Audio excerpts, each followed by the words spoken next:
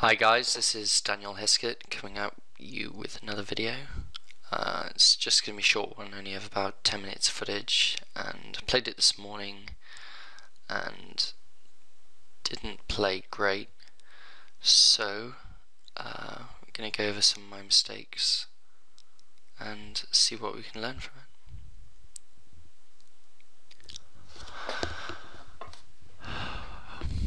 10-8 offsuit straight away. Not going to be raising. I've started to try and not raise limpers so wide, just because, especially against random players that you don't know, you want to play a few pots, try and get an idea of their tendencies that you can exploit later on. You don't want to just get in a variance war and flop middle pair and not know where you are a lot of the time.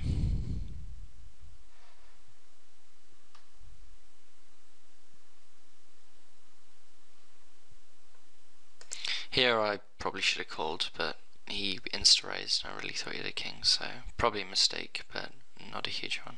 I think I'd be there maybe 80% of the time there, but still should probably call there.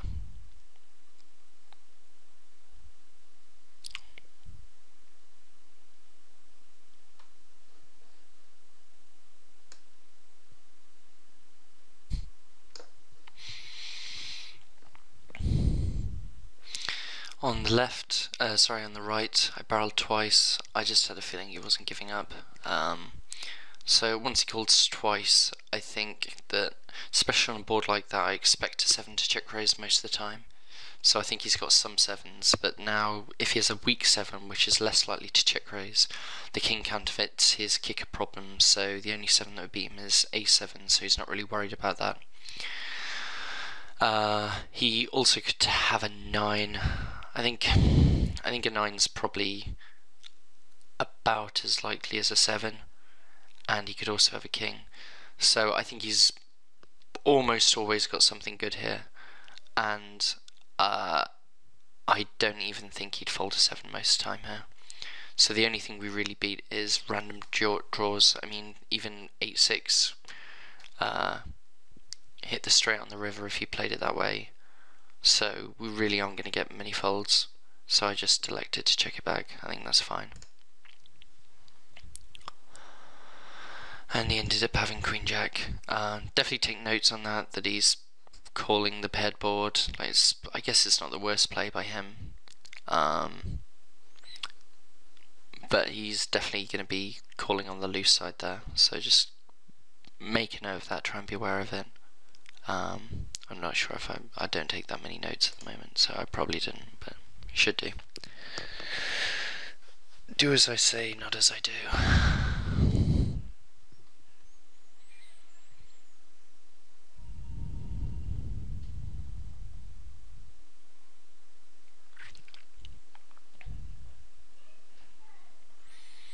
So it's kind of close on the right whether to c-bet or to check back.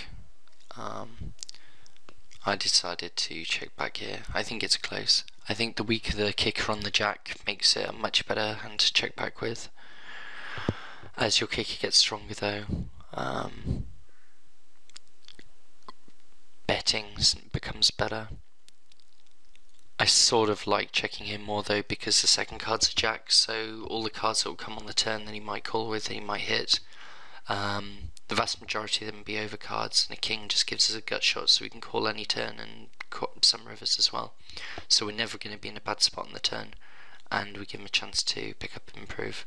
Once the queen comes, we have the best hand the vast majority of the time, but I think it's probably just better to bet here and try and get a call from king high or pair of fours or west jack. Excuse me. Thought about shoving there, but he'd min raised like 1 out of 1 or something, so didn't really have enough reads on him. I decided to min check raise there, just because I have the backdoor flush draw. If he re-raises, I can get away from it quite easily because my equity is bad. If he calls though, then I might be able to take it away on some turns. This turn's kind of interesting because I pick up the flush draw.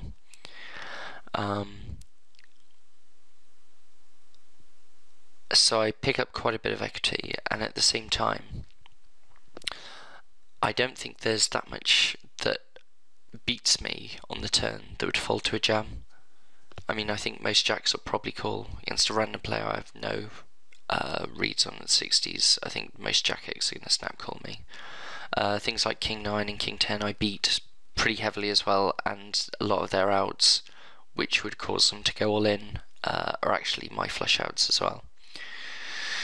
So I think here checking is probably best, just to try and let him see what he does here. And he min bets, and I don't know what that means. It could be a 5, it could be King 9, it could be a lot of stuff, but I'm just going to call. I'm not going to go crazy here. I'm just going to see a river, and then hopefully have a chance to make for him to make a mistake on the river. Now it's an ace. He had pocket 10s. That is a hand that might have folded to a shove on the turn, but he had a gut shot as well, so we can't even guarantee that. So I don't mind the way I played that. I think it's interesting to note that he min bet on the turn to kind of a reverse showdown bet.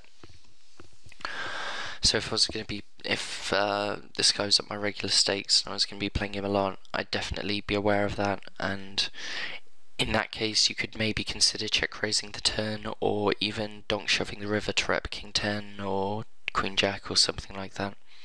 Could be an option as well. But without reads, I think the way I played it is probably okay.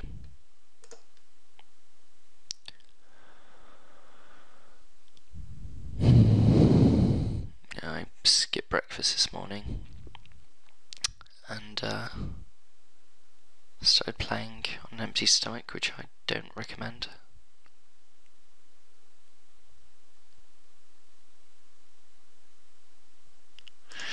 So on the turn here I decided to min raise. I think shoving is definitely better. This is just being fancy and weird. It's too wet a board. I just thought maybe with his sizing he could have had a jack that he might have folded, but you don't want to give him outs, especially if he has flush draws, straight draws, stuff like that.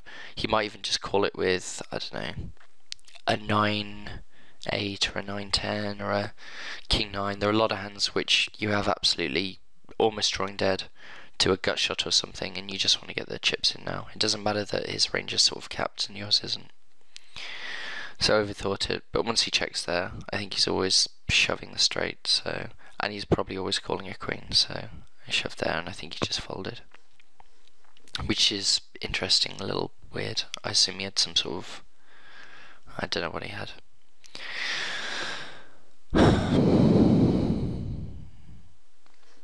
So he 3-bet to 90 here, easy call, and then on a board like that, I'm definitely going to try and take it away. I expect some players in 200s to not be c-betting here. Once he c-bets here, I think it's quite likely as anything that you'd fold. Like, I don't think King Queen does this very much at all. I think that's generally a suited connector that hits, so a 10-7, 9-7, something like that, a 2-pair hand, maybe an overpair a lot of the time. Or it could be some sort of combo hand like a 6-4, 6-8, which has a pair and a straight draw and isn't going anywhere. So I'd never bluff someone in that spot. I think a more interesting question is, what's the worst hand I would go all in here with?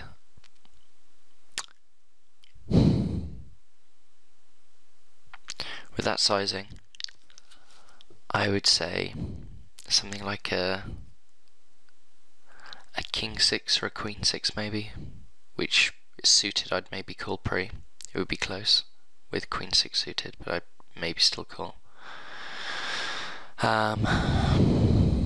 Yeah, I think, and if I had a 6-8 or something, obviously I'm not going anywhere, but 6-10 I'd probably just call and hope for a good turn card and see what happens on the turn, because you're still going to have some percentage of the time where he's giving up, and then sometimes you can draw out, or sometimes he could have a 7 but the turn comes a jack or something and he decides to check, and then the river comes a king and you actually get to not get to showdown but not lose all your chips.